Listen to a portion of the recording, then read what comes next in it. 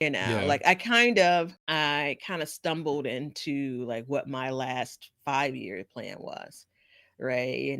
And now that I've settled into a place about what I've been doing for the last 5 years or so in the garden, now I can look forward and say, again, I have this baseline that I've really worked hard for. Where do I want to go from here? Yeah. And it's very easy to have 3 more years that look the same as the last three, and without like having an actual plan that you've worked in and kind of tweaked and, edited it where necessary. It's easy to look back and feel like you've done the same thing over and over again. That's not what I want for me. Yeah, and you start off with getting distracted, and this time of year, it's really easy to kind of sit down and say like, "This is the idea that we're gonna go," Mhm. but we all know that once spring comes, it's gonna be like, "I want this, I want that, I want to grow this, I want to grow that, I want to do this, I want to do that," and you veer off the path, which I think can be expected, and it should be expected to an extent, and I think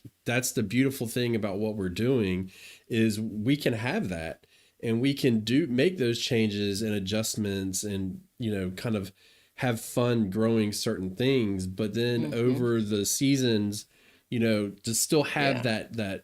that backbone, you would say, to do it. So Mhm. that's Mhm. that's the gist of why we should have a plan. But as far as this episode goes, both of us have somewhat of a plan. So Mhm. moving forward, like I'm trying to think, how about we do this? Why do you want to start with your three, like your ultimate plan, and then work your way back, or do you want to start with like year one, year two, year three? No, I mean, I think so. The plan isn't necessarily in sequential order.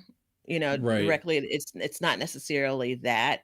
I do like the idea of looking ahead and where would you like to be in 3 years, but I haven't worked it out that far. So speak for yourself when it comes to, oh, we have these plans. I have things that I'd like to do in the garden. I think 3 years, like up to 3 years, is a really good place to be in 2028's garden year Yeah. in 2027. I think when I wrap up 2027's garden year, like where do I want to look back and have been over the last 3 years, right? And some parts of those years may look the same, so I'd say let's take it kind of goal by goal, Right. That's fine with and me. it, And I think that's a good yeah. manageable way to look at it. Yeah. Want me to So, start? yeah, I mean, let me just say this because I do have a simple overall goal. Hmm. And my simple overall goal is just simply to kind of to hone in my garden space. So I mean, that's a very broad statement, but working my way up to that is how we get there. But, I'm not looking to overly expand or anything like that, but I'm looking to kind of get my hands wrapped around everything, and there's going to be things that move around, which we'll get into, but for the most part, like I just want to be honed in so that I can be a more functional production place. That's really my main goal. But as we start getting into it, you'll Yeah. see how I'm going to get there. And your goal may be different, but overall, that's what I No, want. But that's and a I tall agree. order. And that means, again, it's going to mean different things to different gardeners, and that definitely is a goal because I don't feel like I've honed things in completely. I look at kind of where I've been with the garden and what continues to drive me, and the kind of, if we look at this is the large splash, I work a full time 9 to 5. And Yeah. then I haven't done the calculations, but I spend across the year quite a bit of time in the garden doing garden things like this, garden adjacent things. And I'd really like to, if not be living in it, by the time we get to year three, have like a rock solid plan to have more time spent garden related than 9 to 5 related. So, am I looking to say 3 years from now, I no longer have a 9 to 5? In part, like, Yeah.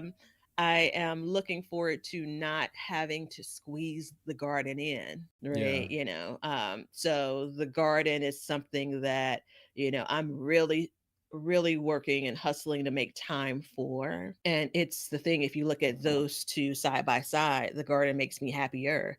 So why not investigate and then implement ways to spend time in the happier place than not. Now, again, I know that that's a little bit frou-frou, like it's like, but what's reality? Like, um, that's my job to figure out in these next years. So that's a big kind of not very specific other than to say, gosh, wouldn't it be great if I flip-flop that time? Yeah, Um, absolutely. that'd be something. But I mean, there's multiple ways to do that. Mhm. And I think one of the, you take it down and you say, like, well, how can we make that happen? And it really comes down to making it so that your garden is, smoothly run, Mhm. right? I mean, we're all going to have times when we go out and, it's going to be really busy in the garden. Like spring is like crazy hectic. But over the period of time, we can get it in, again, honing it in and stuff like that, where we can make that happen. But there's a lot of ways to achieve that kind of goal, but it just depends on how we get there. You know what I mean? Mhm. So, Mhm. one of the things that's going to get me started on this process, well, so truth be told, I started it when I put in my in-ground watering system. Yeah. That was the first step. That made a big change, big difference, and it's taken me a full year to kind of get that under control. The biggest issue I had with that was animals digging into it. And so I figured Yeah. out why they were digging into it, which was the fish fertilizer. So we've kind of backed off from that. And guess what? We don't have this issue anymore. So Mhm. that was the first thing that we did. But moving forward, the next thing is I'm going to take, and I'm moving that wild garden. So we're not really expanding necessarily, but what we're doing is we're moving everything to where it's going to be more productive. But that's going to bring a lot of challenges to me as well. So since it's more productive, I'm going to have to be more hands on than I had been, because what happened is there was a period of time where it would slow down and it would do really good in the spring and then it'd slow way down. And it was almost out of sight, out of mind.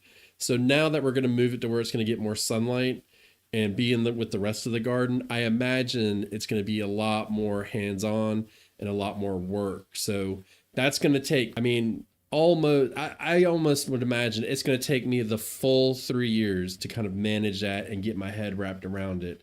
And I'm Mhm. not even going to lie when I sit here and say I'm going to move it all out there, but there could be a chance that I would actually take some away depending on how productive and active it becomes.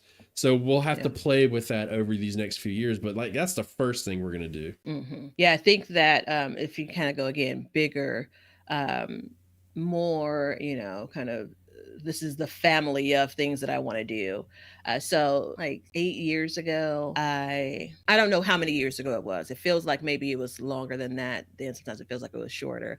I read that Marie Kondo book, Oh of yeah. organizing things, and I can't say for sure that this drove me to it, but long and short of it, when I would buy clothes, like, I would go I would not I'm not a shopaholic. I wouldn't go into stores and shop all the time, but when I shopped, I bought a lot of pieces. So maybe if I went once a year getting 4 or 5 or 6 pieces is a lot to add to your closet to the last 4 or 5 or 6 pieces, right? And so at some point, because I have, back then and still kind of now, but I have to try on everything. And it's like, oh, you see something, you like it, and then you try it on. It's like, oh, it's not that flattering. So all in all, I decided to only purchase things that I love, right? So when I put them on, it's like, even with the fluorescent lights in the dressing room, I'm like, no, I love this. And if I didn't love it, I put it back on the rack, like hard stop.